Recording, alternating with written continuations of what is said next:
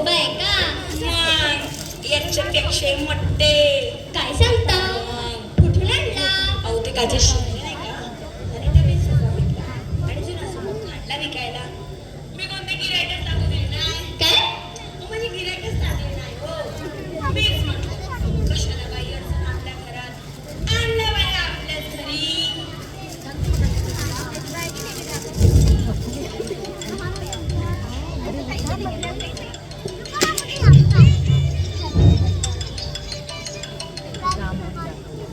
हाय पूजा, कशी आहेस? नाही ग, घरीच आहे. तू येतेस? अच्छा. माझी मैत्रीण पूजाचा फोन आहे. Okay okay. एक मिनिट. तुम्हाला कसलं नसतं चौकशा?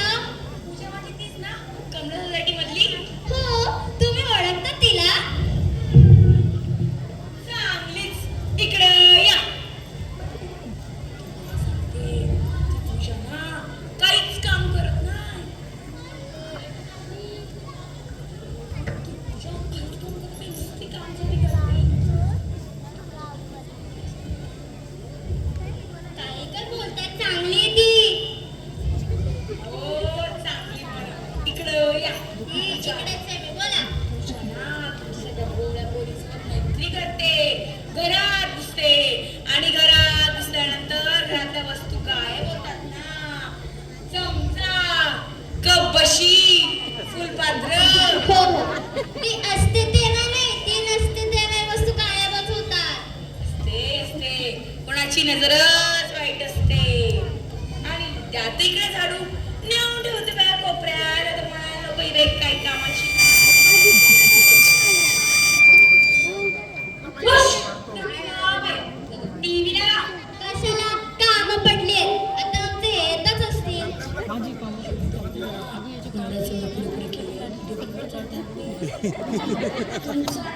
हात बाहेर गेले. तुम्ही मोठ्याने बोला, मला खुसखुस नाही कळत. तुमचा नवरा हात बाहेर गेलाय. काही काय बोलताय? इकडे या, सांगते. हो असाच करायचा. तू सोनल नाही का, तिच्यातल्या ती सोनल अशीच आपल्या नवऱ्याची ऐकायची.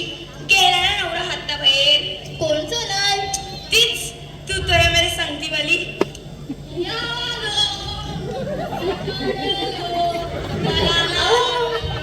आई लागलं का तुम्हाला? नक्की. मग मी चहा करते, तुम्ही फ्रेश व्हा. मलाही ना वडवर काही नको. बघ तुझ्यासाठी सरप्राईज आणलंय.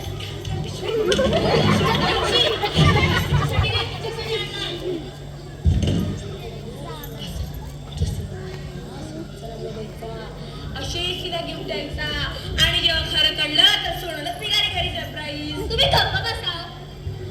काय म्हणताय?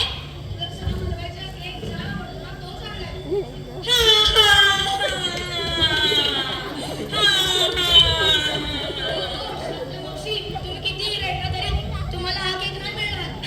बरं, तुम्हाला काय झालं रडायला? मला मावा केक बघून माझ्या वडिलांची आठवण आली हो.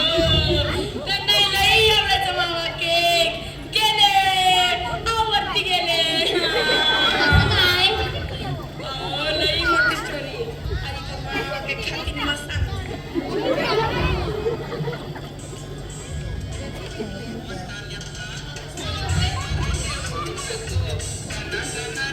आहो तर फोन उचला.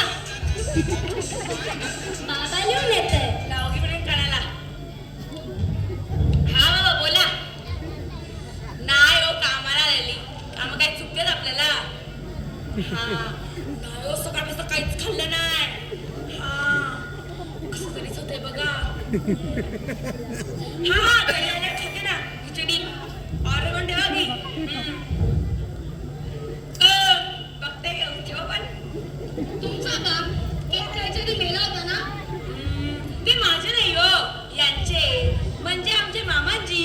या बाईचं ना काहीच कळत नाही. तुम्ही बसा, मी स्वयंपाकाचं बघते. चला हो. अगं तुला सांगायचं विसरलो. ताई येते परवा मुलांना घेऊन. हो का? अरे वा. ऐका मावशी. इकडे ते मागे बोला. हा, यांची ना ताई येते. जरा ना तुमची जास्त मदत लागेल. ते नंदीचं एवढं अवघड नंदी सुखी संसाराला सुरंग चांगल्या आहेत होत्या. अहो दूर असला की चांगल्या जवळ असला की नाही. तुम्ही कितीही केलं तरी कौतुक फक्त भावाचंच. तुम्ही हे करा ते करतील जात्या. मग आता काय करू? जाऊन सांगा की तुमची बहीण माझ्या घरात चालणार नाही. ठीक आहे. ठीक आहे. ठीक आहे. असं कसं काय येतं त्याच्यानं? मी काय करू? तूच विचार तुझ्या बहिणीला. माझ्या बहिणीला म्हणजे तुला ताई येते तुझी, माझी नाही. काय सांगता? माझी ताई येते, माझी ताई येते. ऐकलं का मावशी? चला पटकन ताईला लागा. ताईला कॉल करते. तुमच्या बायकोच्या बहिणी येतात आणि मी खुशाली येतात. मग काय झालं? अहो एवढा म्हणजे नाही अगाऊ असणार. स्वतःच्या नवऱ्याचा लई पुढं करतील. तुमचा सतत अपमान करणार. माझं काय बया, तुमचा सुखी संसार आहे म्हणून मी सांगितलं.